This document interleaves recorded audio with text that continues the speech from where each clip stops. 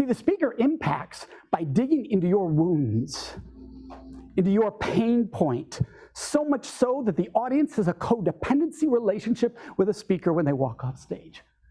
They must buy your book because they're in a place of pain or hurt. You left the audience in a deficit from where they walked in. It is unfair.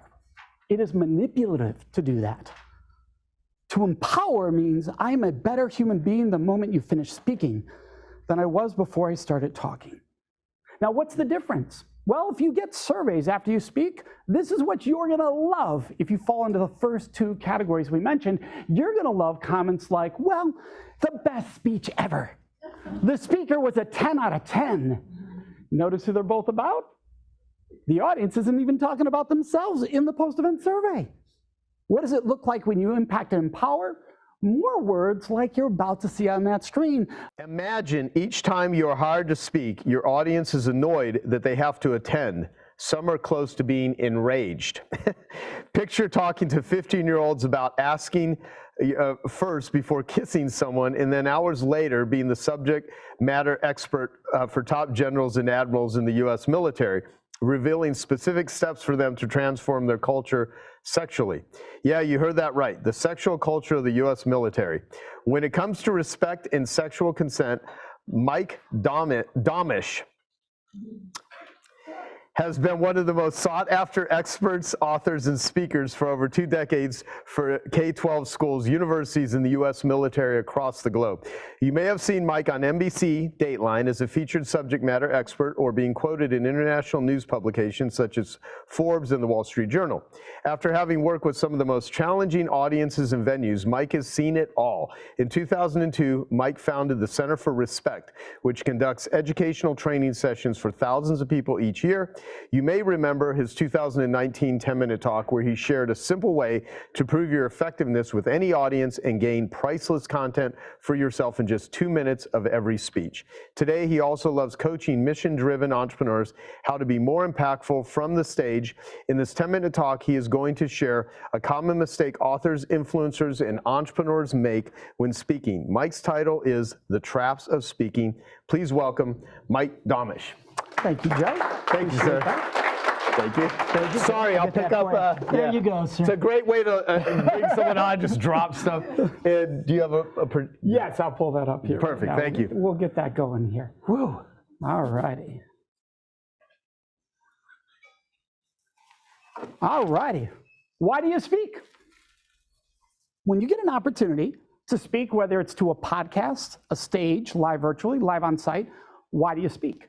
Now, some of you in here are going to tell me, well, Mike, I love the juice from the audience.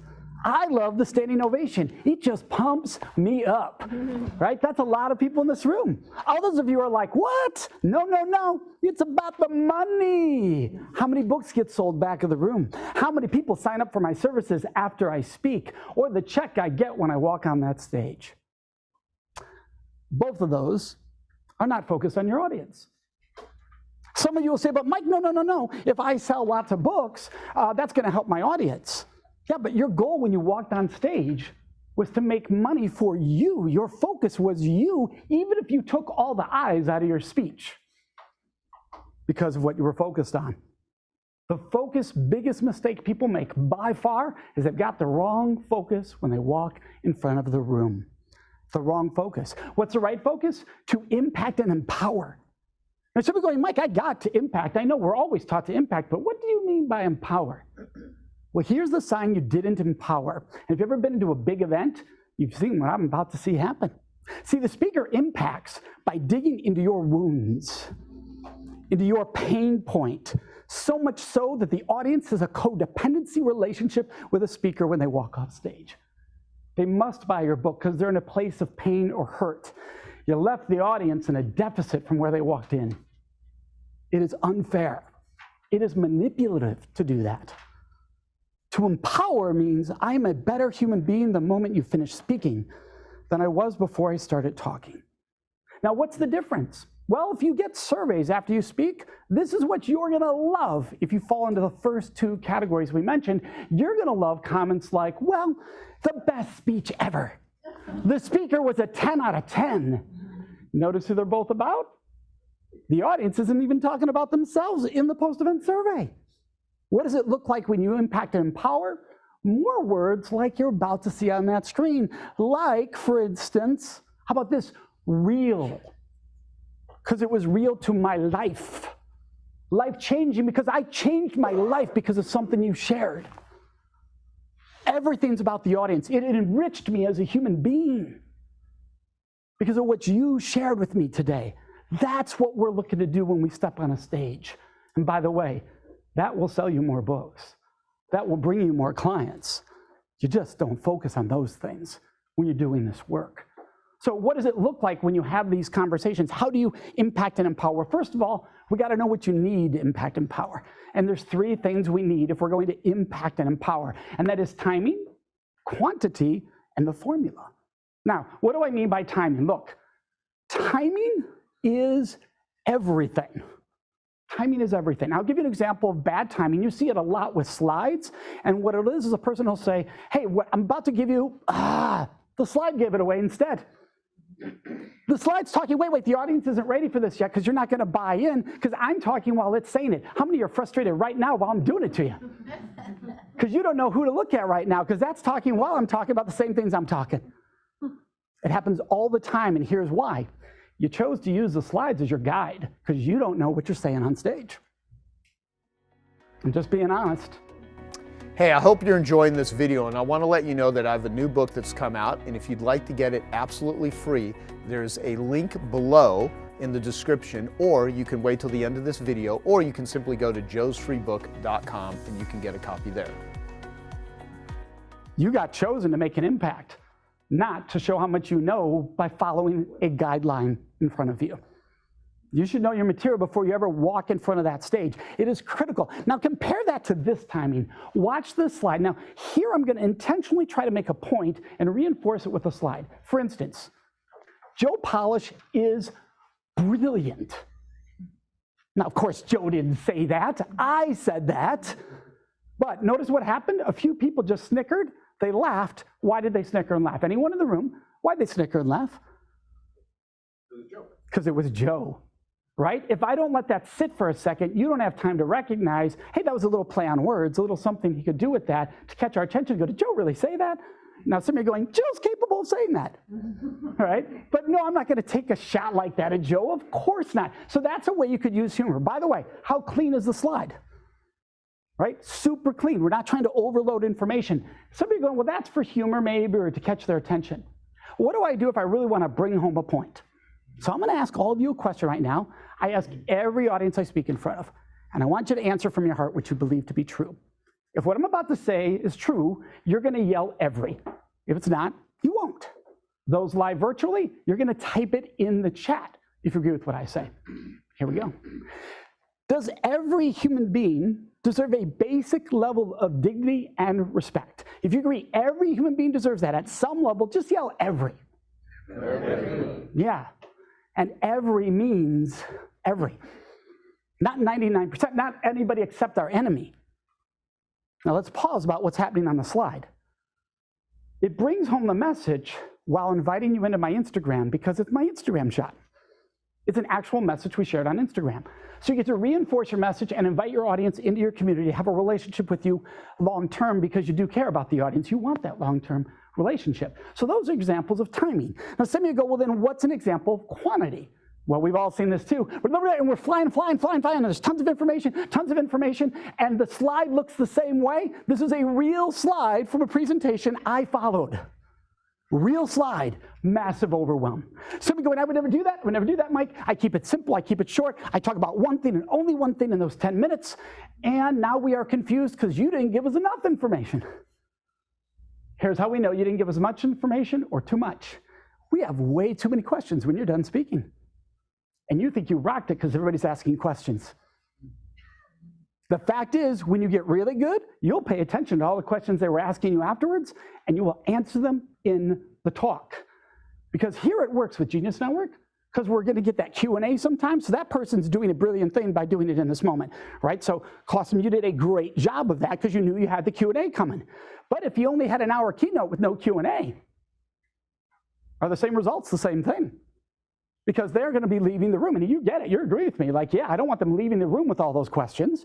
I got to be able to answer those questions. So we want to be able to avoid all of that confusion. So what's the right quantity? Right here it is, 3.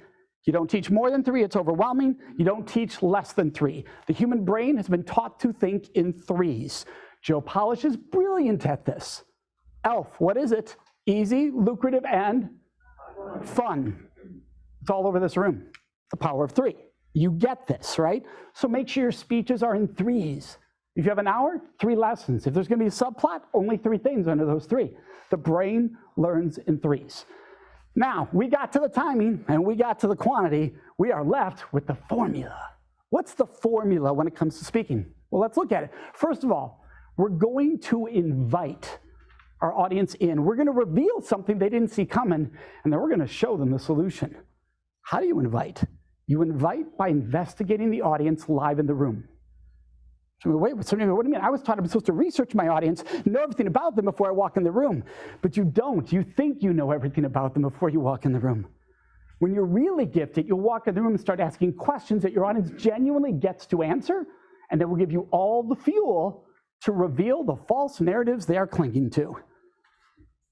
See, if you don't get to their false narratives, you could be brilliant and put it on an amazing show. They will never change their life, because they walk out with the same false narratives they walked in the room with. You must reveal their false narratives so they're disgusted by them themselves. Like, I don't want to hang on to that thing anymore. And then you give them the show. Then you show the solution because they want it. They're like, hey, I don't want to be what I was before, that false narrative. What's the solution? And you just deliver the solution at that moment. So what does the show look like? Well, nobody wants to see that kind of show, that's for sure. And none of us want to hear about Joe's Tic Tac ever again. Ever again. That's not the kind of shows we're talking about here, right? We're talking about really showing them how to live the IRS formula. If you didn't catch it earlier, that's IRS, folks. Some of you caught it. So I want you to have a positive viewpoint from now on. When you think of IRS, you're going to be how I'm going to investigate, how I'm going to reveal, and how I'm going to show. And I'm going to do that for you right now. I'm going to take you to my last audience. And you're going to become them right here. That audience was 9th graders 2 days ago in California. 500 9th graders in a gym. It's a great place to speak. You have 500. They've been told they're going to go to a speaker on sexual assault and rape. Woo! We're going to be told how not to rape, what not to do. We don't want to be in the room, just like you heard in the introduction. But they start having fun with me right away. And suddenly they're answering all my questions. We're having this great discovery. I'm about to take you midway through that discussion. I'm going to ask you to answer every question I ask with a verbal response, because we are in the discussion business, not the telling business. Nobody wants to be told what to do, but they love to have conversations. So I'm going to ask you, and if you're live virtual right now, I want you to be typing away in the chat to every question I ask, and you'll see the rhythm, even those of you live virtually, how common our answers are in these moments. All right, here we go. 2 people alone in a sexual, intimate moment, first date. They've never kissed before, but they want to. Do most people stop and say, can I kiss you? Or do you think most people just go for it? Which one? Ask first or go for it? Yell it out. Go for it. Yes, that's what everybody says. Everybody goes for it, right? So why don't we just ask instead of going for it? Give me reasons. Raise your hand. Give me reasons you think people do not ask, why they instead go for it. Permission. What's that? Permission. Permission. What do you mean by permission?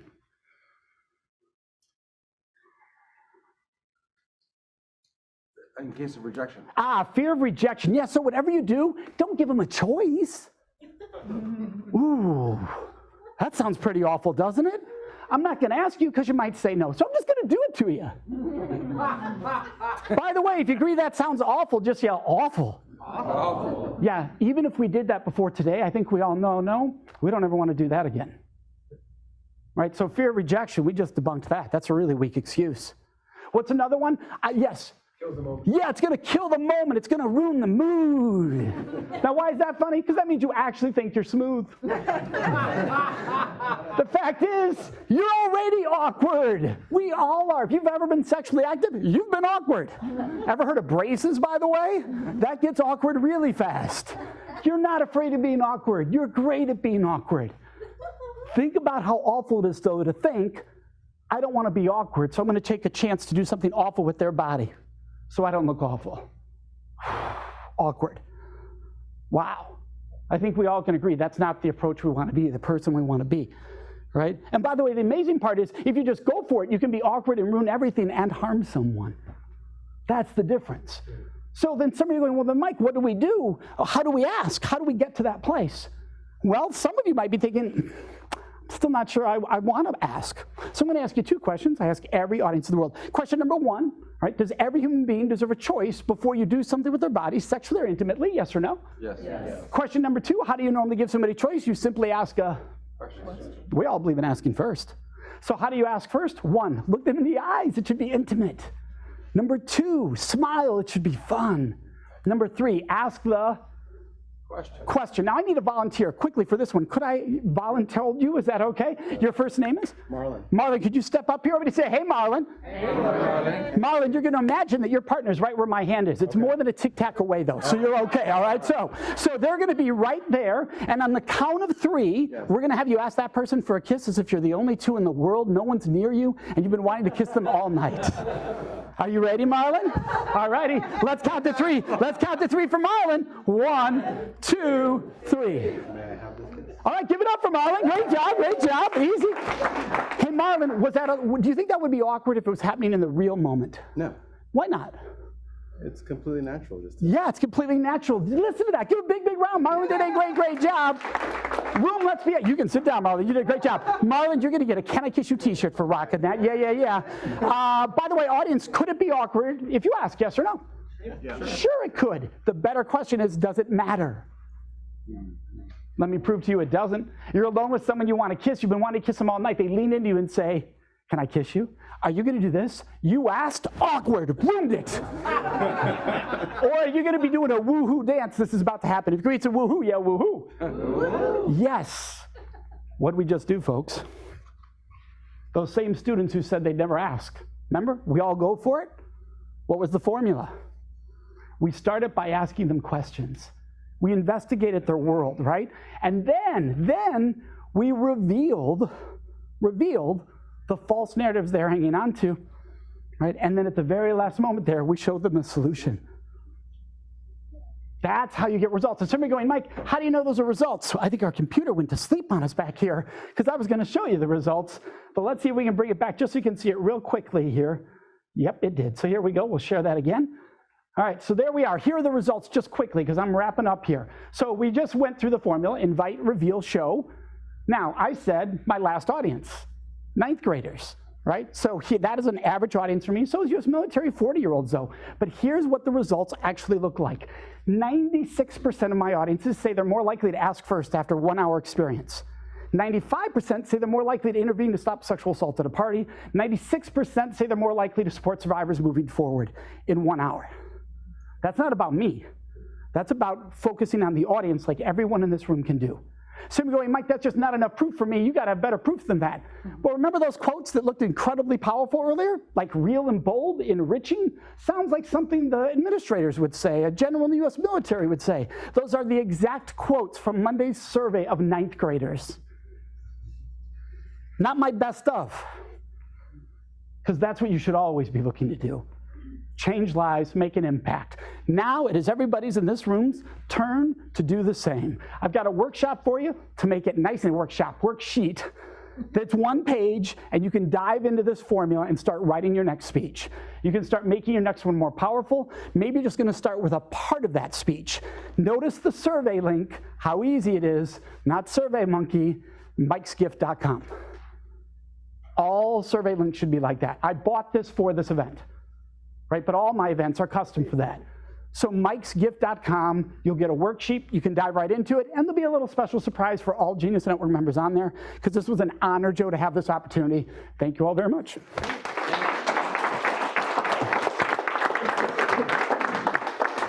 So would you like to hear from Joel? Sure. Okay. All right, come on up here. Yeah. Well, first of all, we've got a can of Tic Tacs. All right, excellent. Very good. Can we see if Joe's a gift? Was that a good speaker? Yeah. Oh, yeah. Terrific. Okay, why? Well, first he talked about something everybody in this room could use, and he gave you simple things, very clear things. But the most impressive thing that you did is you demonstrated everything that you told us to do. Are you doing that when you make a presentation? Are you showing what you're telling them or asking them to consider doing by you doing it? So this was a very powerful way to drive home that point about timing and then screwing up your timing and showing us how that's not the way to do your slides. Then the power of 3. And we've heard this before, but you just made it even clearer doing that. The other thing that you did, and this is, usually don't talk about delivery, but one of the things you really need to think of when you speak is don't keep moving. And if you watch a lot of TED Talks and YouTube videos, constantly moving. We're back to live meetings. How tall are you, Patty? 5'2". 5'2". Cameron, how tall are you? 6'4". 6'4", and she's sitting behind him. What's she trying to do? Look at the speaker. So you move with purpose. You move a lot, but with purpose. You stood over here and you talked to us for a while, then you moved over there. And that's what you need to think of. Involve the audience, but don't keep pacing like, I think I can get out that way, maybe I can get out this way. It shows maybe you're nervous. So that was very powerful. And then the audience participation. And you asked him, is it okay? Yep. Yeah, a little ironic the consent guy didn't ask the audience. But that's an example of demonstrating what you do. That's right, that's right. And are you doing the same thing? It would be like you, that is, talking about paying taxes. And you know the reason why I'm so excited about this idea? Because you know how much I paid this year in taxes? You know, I paid $2 million in taxes and it's killing me.